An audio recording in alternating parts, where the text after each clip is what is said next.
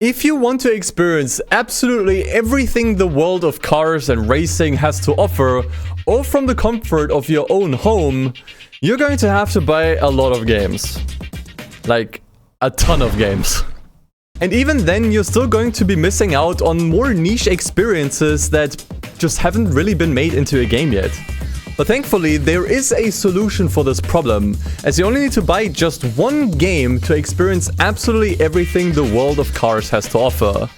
And that game is AC. No, not that one, the other AC.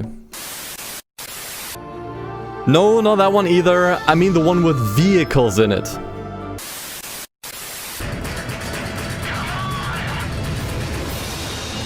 For Christ's sake, it's Assetto Corsa. For years, Assetto Corsa has been touted as the most diverse racing game out there thanks to its extensive mod support that boasts a decade's worth of content for you to download and try out. Whether it's ripping down Japan's toge roads, climbing through the field in classic Formula cars, or blazing through treacherous rally trails. All of these experiences and more are right at your fingertips, as long as you can find the right mods for the occasion. And while there's a near endless sea of possibilities with the game, I've always had one major issue with Assetto Corsa. There's nothing to do, really. I mean, there is, but at the same time, there isn't. If you were expecting a more traditional racing game with a campaign, race events, and your own garage, you are not getting that here. Assetto Corsa is what I like to think of as a sim racing sandbox, which makes it a very different experience than any other racing game.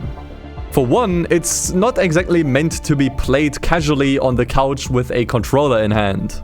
As a sim, it's primarily meant to simulate real-life driving as closely as possible, at which point a wheel setup is as good as required to play the game. Now, you could certainly try to drive these cars on a controller. I just would recommend it. And lastly, since the game is a sandbox, that means there is no actual structure to the game. You're supposed to create your own experiences, set your own goals. And while that's all fun in of itself, it usually led to me bouncing off the game fairly quickly every time I decided to play it again. Usually I would find a cool mod online, whether that's a new track or an interesting car, get it installed and mess around for 5 minutes, only to then get excruciatingly bored and look for more mods to download. Rinse and repeat this cycle, and I now have a 500GB install folder with a total playtime of 12 hours.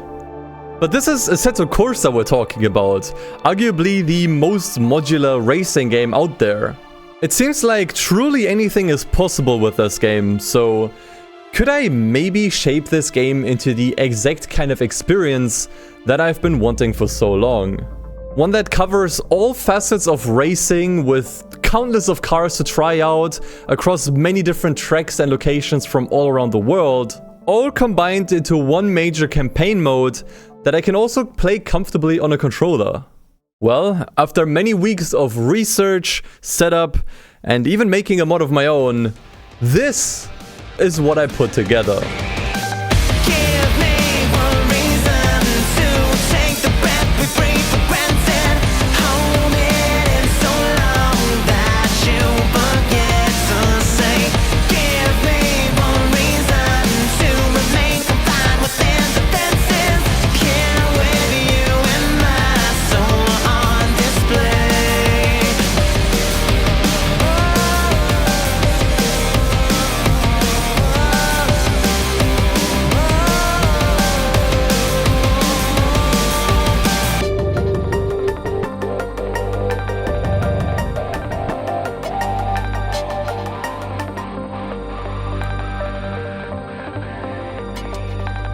But before we get too ahead of ourselves, let's get to the drawing board first.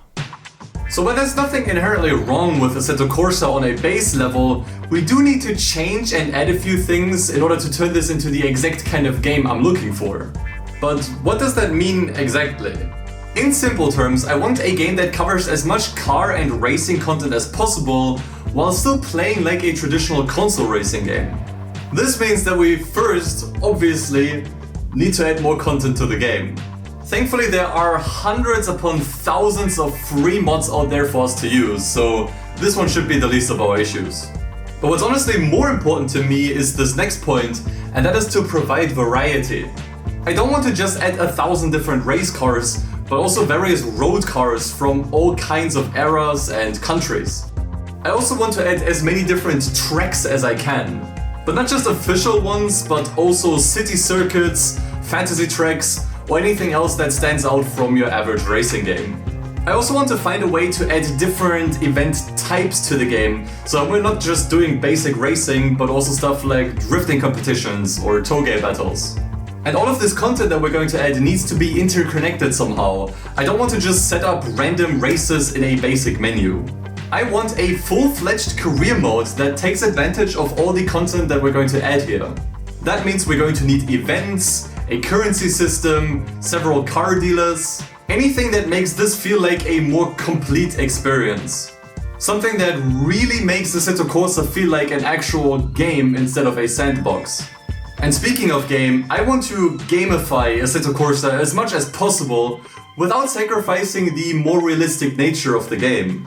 So while the handling and physics should remain untouched, I do want better controls when playing with a gamepad, as well as a better feeling third-person camera. While at the same time, I want to breathe some personality into this game with nicer graphics and also an original soundtrack that plays both on and off the track. And all of these points that I mentioned here should come together in a cohesive package. Like, I want this to feel as authentic as possible. Now that we know exactly what we need to transform Assetto Corsa into the ultimate racing game to end all racing games, it's time to show you what I came up with. So before we continue, I want you to know that this is more of a showcase and not a step-by-step tutorial.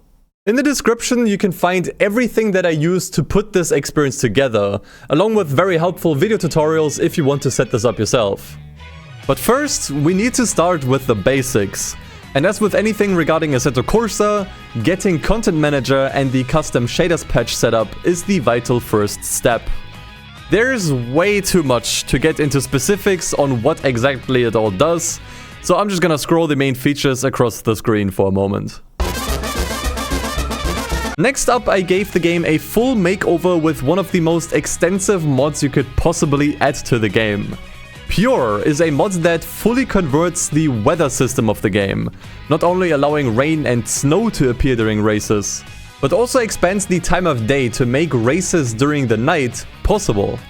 At times it's hard to believe this is even a mod, especially when driving in the rain from the first-person perspective. The way the rain moves across the windshield looks insanely good. Not even just for a mod, but in general. It makes Gran Turismo 7, considered one of the best looking racing games of the current generation, look almost outdated in comparison. The rain can even affect the handling of the car with an optional setting in Content Manager, though keep in mind it is still an experimental feature and as such might not always work as intended. Pure also adds seasons, so you could experience the same track in totally different ways by playing in winter with snow. By default, it actually uses whatever season it currently is for you in real life, but for the sake of more consistent visuals, I decided to make it always summertime. Fog is also now a thing and can actually be so dense that it's hard to see upcoming corners. So I did lower the overall fog just a little bit to give myself better survival chances. Nighttime can also look incredible at times, especially on some of these street circuits, making them almost feel like illegal street races. Additionally to Pure, we can install what's called a PP filter. And no, it's not one of those straws you use to drink your own pee in a pinch. It's a post-processing filter that can drastically change the look of the game. There are several great ones to recommend. Many swear by C13 Aegis for its dusky and realistic look, but I actually went for an older version of the Sky filter, named Sky GT Spec 2. It makes the game's colors really pop and come to life, while not taking away from the more grounded aesthetics of the original game. It's the perfect balance of realism and playfulness, so I stuck with it for the majority of the game. So that covers everything you can see, but what about what you can hear? For one, I installed a mod that improves pretty much all sound effects of the original game. Tire screeching now sounds a lot more convincing,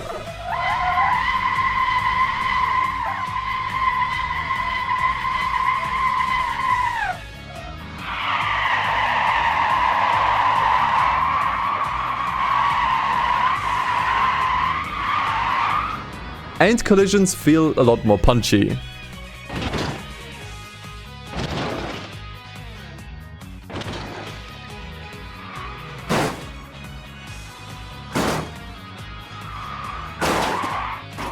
Small tweaks to the audio can really go a long way to selling the experience and making each race feel much more immersive. On top of it, I also installed a mod that adds a full-on music player to the game that plays whatever songs you've added to the library. I think this is much better than just having Spotify play in the background, because it makes the music a more dynamic part of the experience. Songs start and end accordingly with each race. There's a nice little jingle once you pass the finish line. The volume gets louder as you go faster, or cuts out briefly with major collisions. And different songs play depending on the occasion. So for example, more chill music plays while I'm still in the pits setting up the car, while the more intense tracks are saved for the races. So that's graphics and sound already covered. But what about the gameplay? It's important to me that this game can both be played on a wheel and a controller, so we need ways to improve the gamepad handling if we want to be able to play it both ways. Thankfully, a plugin called Advanced Gamepad Assist already fixes that problem for us. While vanilla Assetto Corsa felt quite bad to play with a controller, this plugin filters and adjusts each input just enough to make any car perfectly drivable on a pad. I did make some adjustments to the settings to get just a little more control out of the car, but with those I was able to enjoy any car that I drove. I was still able to put in competitive lap times during qualifiers and hot laps, while also being able to weave through the field during a race, but also tear it up in a drifting competition if I wanted to. Now your mileage may definitely vary based on what car you're driving, but if I had to describe it, it makes the game feel like a less stiff Gran Turismo to me, which is as close to perfect as you can get in my book. Additionally, I paired this with a custom chase camera that I cobbled together by combining code from various other camera mods. I really like how it turned out. It has just the right amount of camera shake and FOV without being too overbearing, while also following the car nice and smoothly. If you want to use it for yourself, I've uploaded the mod and linked it in the description with the rest. Lastly, I swapped out the barebones HUD with the one from Gran Turismo Sport and 7. I would have preferred going for something a bit more custom and stylized, but this was the cleanest and most functional one I could find, so we'll stick with that one for now. And with that, we have completely transformed the game. It's almost unrecognizable, even when just using base game content. It feels like the entire game just jumped an entire console generation ahead, while feeling leaps and bounds better to play. The only problem that persists though, is that there isn't anything to play. At least not yet. While we could now start pumping the game full of tracks and cars downloaded from all corners of the World Wide Web, there is one major thing we still need for this to truly feel like a complete game. We're still missing that cohesive career mode. And thankfully, there exists one mod that completely changes how you interact with the game. Introducing Assetto Corsa Evoluzione.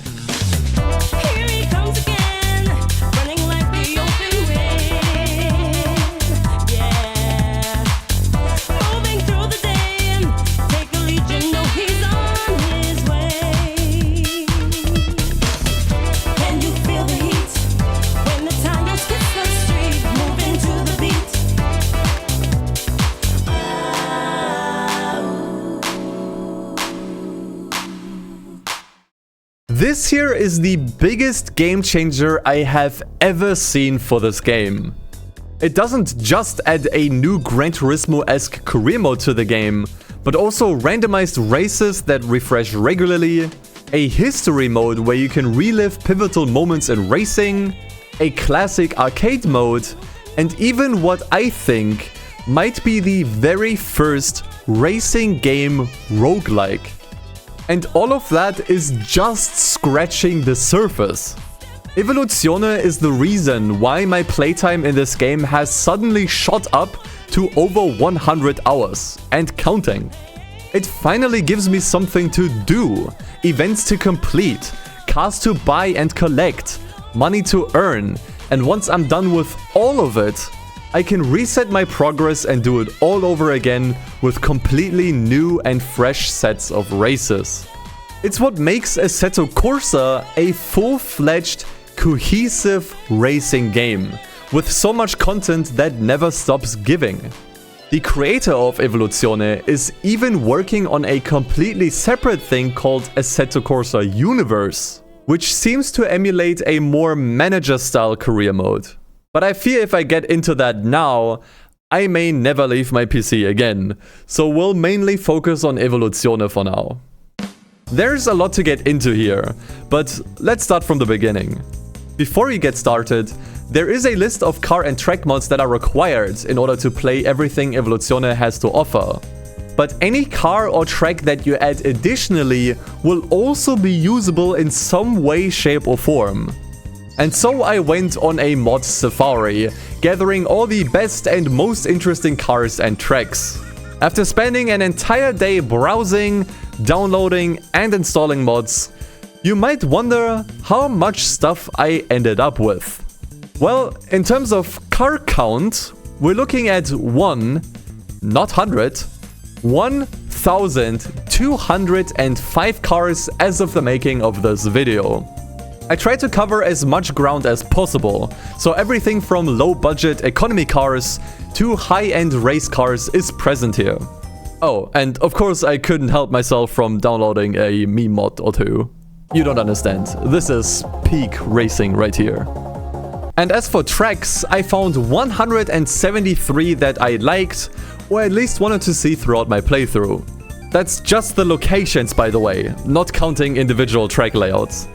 So with everything installed, it's time to get started with the Evoluzione mode, where we need to begin by buying our first car.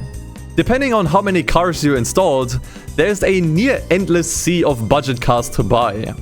There's also a used car dealer to browse, where you can get a nice bargain if you're lucky. Used cars actually lose a bit of performance based on their mileage, but it can be restored with car maintenance, such as replacing the oil, which even comes with its own little minigame. For now, I settled for a simple but fairly modern hatchback with a pre-owned Suzuki Swift Sport, which I then decided to bring to the beginner event. It's front-wheel drive, making it eligible for the FF Challenge, where I was able to compete quite easily. It's worth mentioning that opponents also use any car that you installed previously, so long as they fit the entry requirements for the race and are at around the same performance level as you. The first event takes us on pretty beginner-friendly tracks to get accustomed to the game's handling, and winning all races here grants us the prize of a new Nissan Silvia S15, which we can then promptly use in the next event. We could also take the Silvia to the parts shop to upgrade the car in various ways, like by installing a more powerful turbo, reducing the weight, and more. This next event gets a little more intense with the introduction of city circuits and more challenging tracks. Midway through the event, I decided to fool around a bit and found a Suzuki Cappuccino in the car dealer for a very reasonable price. The cool thing about the car dealer is that any car you've installed can be found here, with the price being automatically generated. This can lead to some strange pricing, like this Mercedes AMG 1 that costs more than 1 billion credits for some reason. But for the most part, the car prices are just fine and the game throws enough price cars your way that you'll never really be forced to hit the grind. Every now and then you'll unlock special events, where you get to try out some new cars and event types. These can range from classic arcade-style checkpoint races to Gran Turismo-like license tests and even full-on rally stages. More on these later.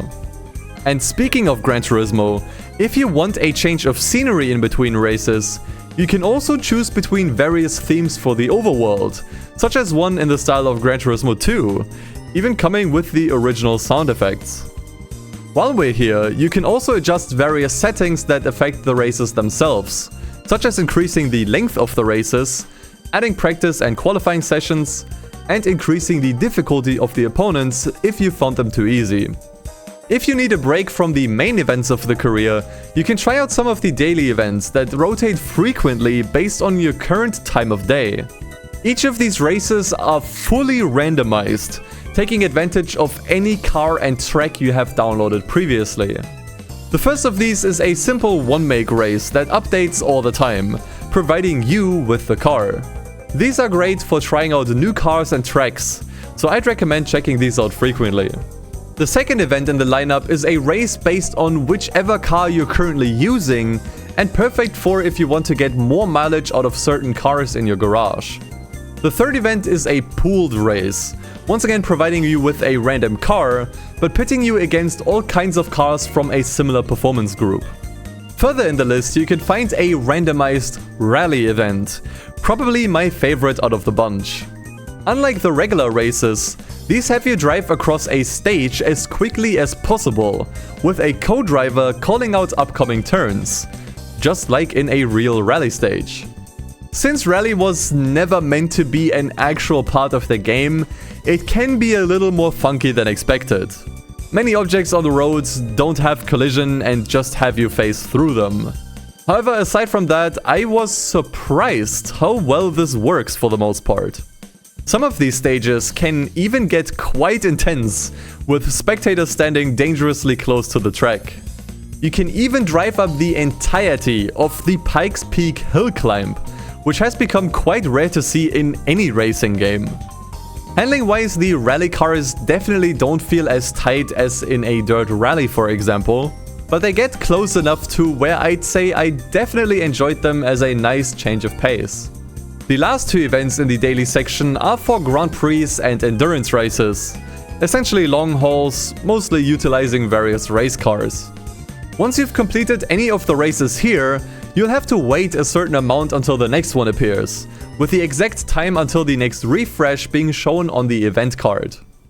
While you're still working on completing more of the main events, occasionally you might get invited to a so-called Showdown. And if you've played Need for Speed Pro Street, it's exactly what you've expected. To enter these, you'll need a ticket, which can either drop randomly after a race with some luck, but can also be bought at a premium in the used car dealer.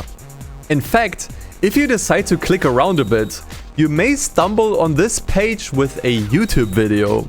In the video description you can find a link, which if clicked on, will put you into a secret pink slip race, where you can win the car of your opponent if you manage to win, or lose your own if you can't keep up. Either way, with a ticket in hand, we can finally enter a showdown, for which we can only take 3 cars with us. With these, we have to compete in various game modes, ranging from regular races, time trials, toge battles, and drifting competitions. For that reason, it's wise to bring cars that can fulfill different roles, such as at least one rear-wheel drive car in case a drift event pops up. The showdowns are probably one of the most fun parts of the game for the sheer variety they provide, but I may also be heavily biased as a certified Pro Street enjoyer.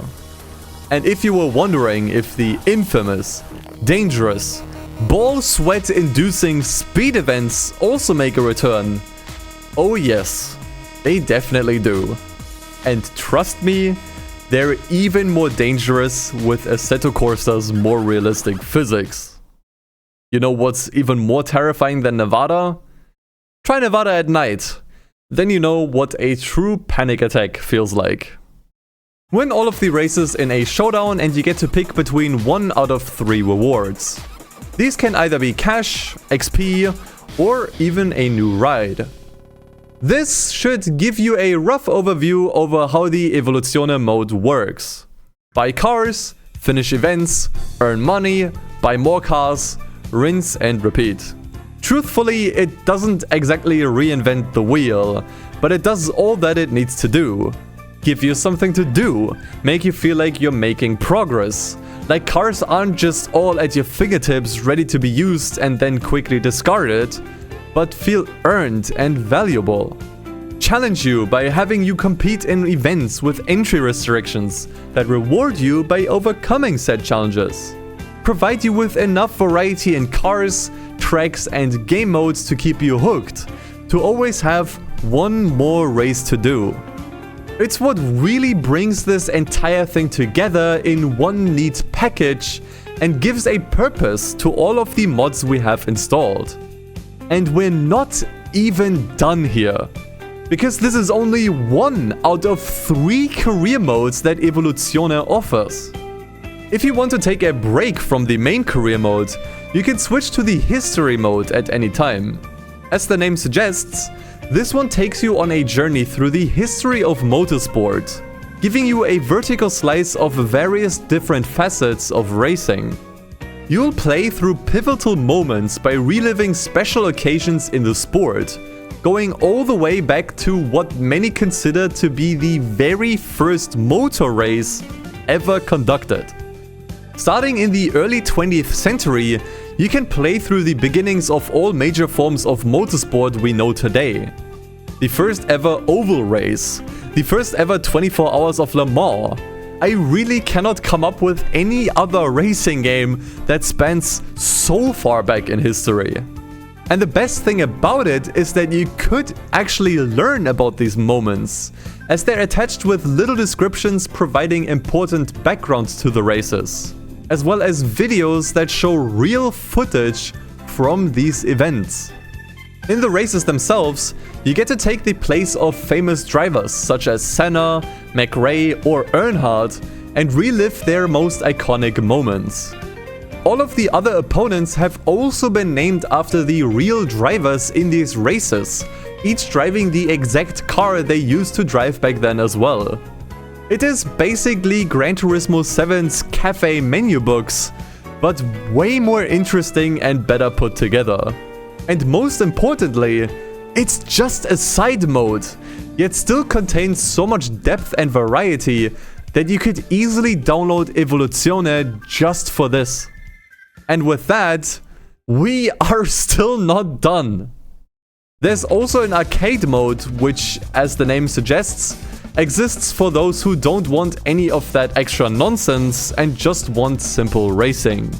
Here you have 3 options. The first one being a classic tournament mode. You make your way through a set of races and each race nets you points, which determine your overall ranking in the tournament standing. Classic mode is even more straightforward, where you simply pick a car and a track to race on, with more cars and higher performance tiers being unlocked as you complete races on each track. Quite similar to how the arcade mode worked in the first 3 Gran Turismo games. And lastly, we have the Rogue mode, which is essentially a roguelike in racing game form. You start off with a random car and a random race, and depending on your finishing position, you will either continue or lose your streak. Upon winning a race, you can pick between 3 random cars for the next race, with the goal being to keep the streak alive for as long as possible as the races gradually grow in difficulty. As someone who loves roguelikes, I've always wanted to see this format attempted in a racing game, and Assetto Corsa with its endless sea of cars and tracks seems just perfect for it. Okay, but that really covers everything now. There's still a free mode if you simply want to pick a car and track to race on, but Evoluzione is pretty much the best way to play Assetto Corsa if you were dying for a proper career mode in a sim racing game. And even with all of its different campaigns, there's still more to do. Once you've completed the final event, and if you manage to 100% complete the Evoluzione and History mode, you unlock a secret option in the settings menu. It's called Evolutionize, and what it does is basically reset all of your progress while replacing every existing event with new sets of completely new races. You can choose to keep your garage and money if you'd prefer, but this gives you 4 completely fresh lists of events to tackle. It's essentially a prestige system that allows you to continue playing and get to experience even more cars and tracks. And once you've completed all of them for a second time, you can evolutionize again and replace your events with new ones all over, as they are randomized each time.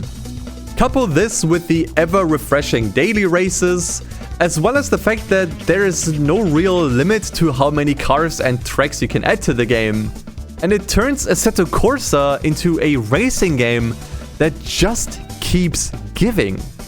It's basically everything a live service is supposed to be, but without any of the restrictions, grind, or FOMO. It's just endless amounts of fun you could come back to and always experience something new each time. And with all of the adjustments we've done in the very beginning, you don't even need an expensive wheel setup to enjoy it. Just grab a controller and play. It's that simple. Now it goes without saying that by no means is this a replacement for all racing games. Assetto Corsa, especially when heavily modded, still has a fair amount of jank, and occasionally things just don't work right. However, with all of the incredible work that the community has put into the game over the years, with how much you can transform this game into something completely different, it has easily become my absolute favorite sim racing game of all time. It manages to be both authentic and realistic, but still has that fair amount of playfulness that I've been missing so much. It can be casual and accessible if you want it to be, while still being incredibly in-depth throughout. And all of it barely cost me more than 10 bucks, which I think is an incredible bargain given how much you get to play here. I hope you found something worth trying throughout this video, and if you did, I'd appreciate giving the video a like and subscribe if you haven't already. Thank you to all of my members for supporting my channel, and thank you for watching. Until next time, take care.